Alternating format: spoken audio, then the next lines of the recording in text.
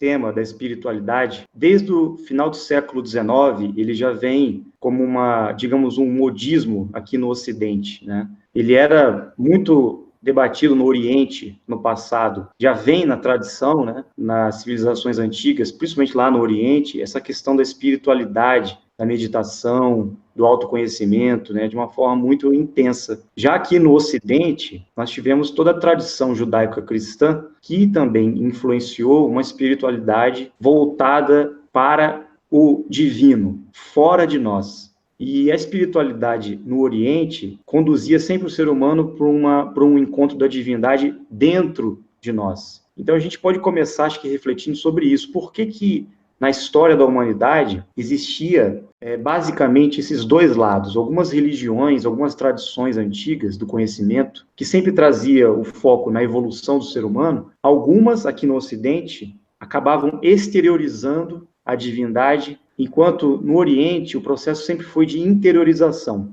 Nessas diversas culturas, né, quando esse impulso espiritual floresceu, o ser humano precisava encontrar dentro de si um aspecto divino, se reconectar, se religar com a sua natureza divina. E isso no Oriente foi traduzido como yoga, que é a união com o divino. Ou seja, o ser humano estaria separado da sua natureza divina, espiritual, cósmica, e deveria se reconectar a essa fonte. E o caminho que foi traçado, basicamente, nas religiões orientais, nas filosofias orientais, foi a interiorização, o autoconhecimento, a purificação da sua própria natureza humana para transcender a natureza material. Enquanto que no Ocidente, a tendência sempre foi o ritual externo, sempre foi a busca pela divindade externa, por deuses, por Deus, por Cristo, por anjos, por seres superiores. Então, o ser humano se tornaria um ente separado da divindade.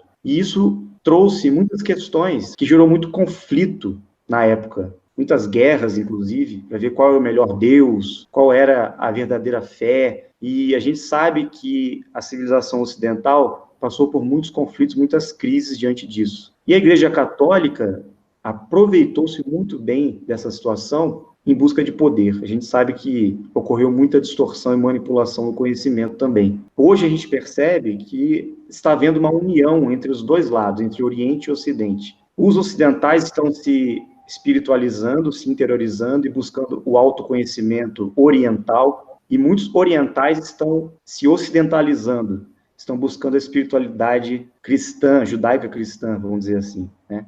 Por outro lado, a gente encontra linhas de pensamento e grupos e filosofias que você é um Deus criador também, em cocriação com essa energia suprema. Então, você é capaz de desenvolver e evoluir.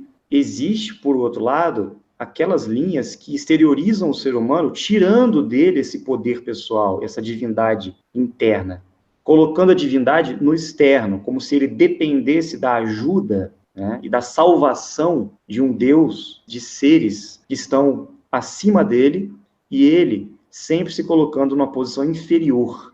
Essa dicotomia entre nós sermos responsáveis pela nossa evolução espiritual, pelo nosso desenvolvimento mental, pela nossa evolução, em contrapartida, muitos grupos e muitas religiões colocavam esse empoderamento nas mãos de entidades. E nós ficávamos sempre dependentes e submissos a essas forças divinas. Eu creio que agora, nos tempos modernos, isso está se invertendo. Acredito que nesse movimento que estamos iniciando, a tendência é que realmente o ser humano encontre esse Deus interior, essa sua capacidade de cocriar, de realizar. Isso tem tudo a ver com a paranormalidade que todos têm, né, para desenvolver também, junto com a sua espiritualidade. Em todas as tradições do passado, a gente percebe essa tentativa do ser humano invocar por um poder superior. Dependendo do estágio evolutivo, a gente vai encontrar isso através da oração, por exemplo. Muitos ainda clamam, né, naquela postura ainda de pedinte, aquela postura de pessoas submissas a um poder superior. E pedem como se elas não tivessem poder nenhum. Porém, elas manifestam uma fé tão grande e acreditam tão piamente que Deus e que os anjos e que os santos vão fazer algo por ela, que ela mesma, com a sua convicção mental, com a sua afirmação, plasma aquilo para a realidade dela. Já no estágio evolutivo um pouco mais avançado, algumas pessoas mais intelectuais, por exemplo, olham a oração num aspecto já como um instrumento de cocriação, porque eles sabem do poder da palavra, sabem do poder da mentalização, sabem o que significa você plasmar e afirmar certas coisas, que no Oriente era conhecido como mantras, ou seja, você repetir e plasmar uma certa vibração, pode ser pela vibração sonora ou não, fazendo com que aquilo seja enviado ao universo e retorne para você uma certa consequência. Então, essas técnicas no passado eram ensinadas para as pessoas realmente buscarem esse alívio, esse consolo, esse conforto diante das dificuldades da vida, sempre se dirigindo a um poder superior, a uma consciência divina. Já diferente da meditação, porque a meditação que foi ensinada no Oriente não é como hoje é dito aí, que as pessoas têm que relaxar e entrar em estado zen. Na verdade, a meditação era uma técnica para que as pessoas conseguissem se interiorizar e estabelecer uma reconexão com o que eles chamavam de eu superior. Você conseguir acalmar a sua mente, centrar os seus pensamentos, equilibrar suas emoções, organizar seus pensamentos para que você, como um ser interior, pudesse se realinhar, se reconectar com uma fonte interna que te conecta ao divino. Pode ser a sua alma, pode ser o seu eu superior, ou muitos chamavam de corpo causal. Enfim, esse trabalho da meditação nada mais era do que a própria interiorização, sem pedir nada, sem orar. Era simplesmente um estado de quietude e de silêncio mental para que as pessoas pudessem se reconectar. Então, é diferente as práticas de meditação e as práticas da oração.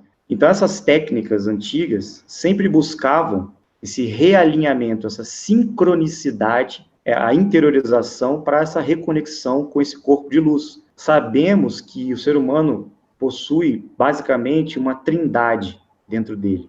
Nós podemos colocar como pensamento, desejo e vontade. Algumas linhas colocam como as forças trina, né, da chama trina, como a teosofia explicava, Atma, Buddhi e Manas. Ou seja, a atuação de uma trindade divina, superior, dentro de nós, em correspondência com o nosso mental, o nosso emocional e o nosso físico. Essa conexão com o Atman, que os hindus, principalmente, apresentavam, os yogis antigos, é a mesma coisa que os ocidentais, os seguidores do cristianismo, buscavam em Cristo, e esse desenvolvimento da sua divindade interior. Hoje em dia, nos tempos atuais, nós podemos dizer que nós estamos buscando essa reconexão com o nosso corpo de luz. Todas as religiões, todas as filosofias, todas as tradições do mundo, elas vão apresentar a natureza humana em duas partes, em uma dualidade. Uma contraparte divina e uma contraparte humana material. Ou seja, como se o ser humano fosse duas coisas. Um lado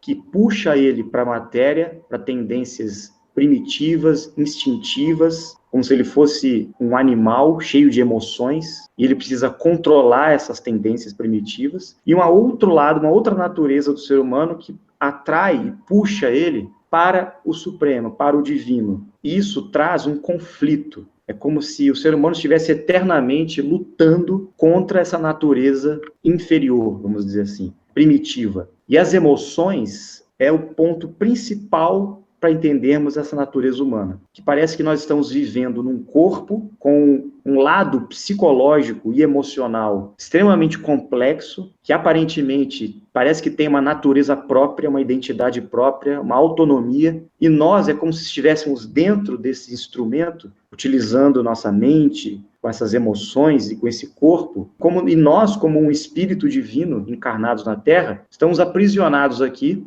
e precisamos transcender essa natureza. Então, basicamente, é isso que todas as religiões tratam, é isso que todas as buscas por uma evolução espiritual tratam. Não importa se as suas técnicas vão ser exteriores ou interiores, elas vão caminhar sempre para essa grande batalha espiritual, vamos dizer. Qual é o caminho de retorno? Nós estamos aqui, encarnados nesse corpo, e precisamos voltar para algum lugar? E como isso se dá? Né? Essa é a grande pergunta. Por que a humanidade sofre? Por que o sofrimento as emoções, conduzem o ser humano a essa busca espiritual, a essa busca por Deus, a clamar por uma salvação, a uma libertação.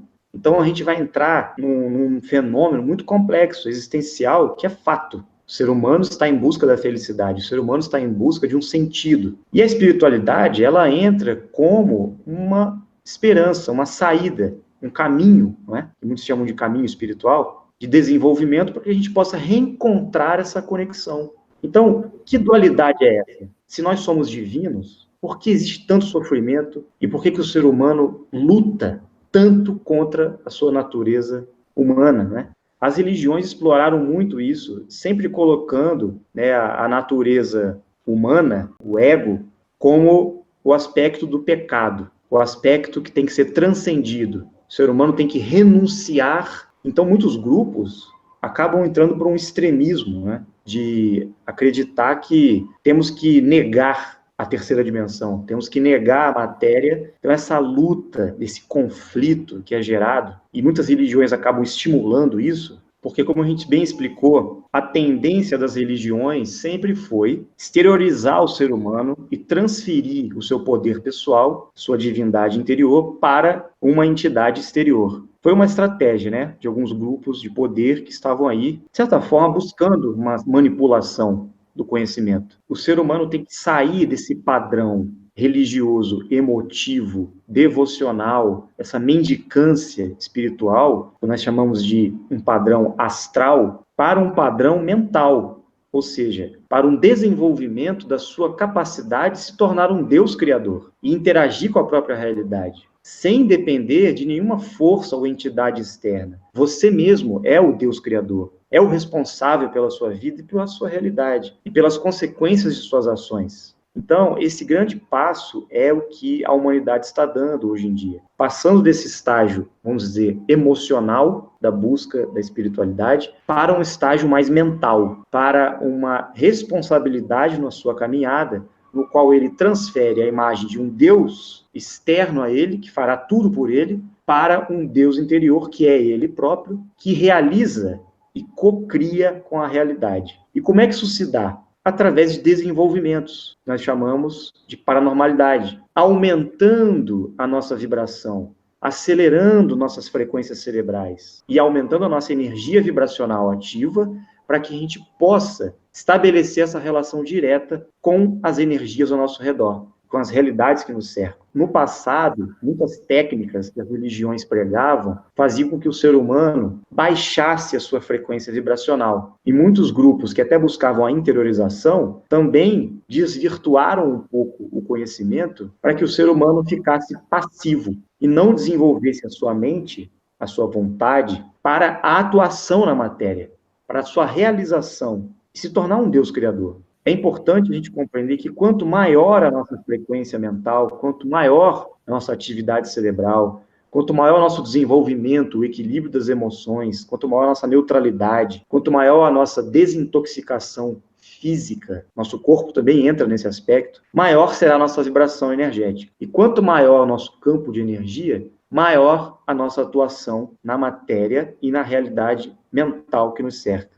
Essa responsabilidade de a gente se conhecer, mas não para poder colocar o nosso poder nas mãos de outro, ou de uma entidade, ou até de Deus, e sim trazer para nós, como parte dessa criação divina, a responsabilidade com a nossa vida, e usar a nossa mente para criar e realizar. Acho que o caminho é esse.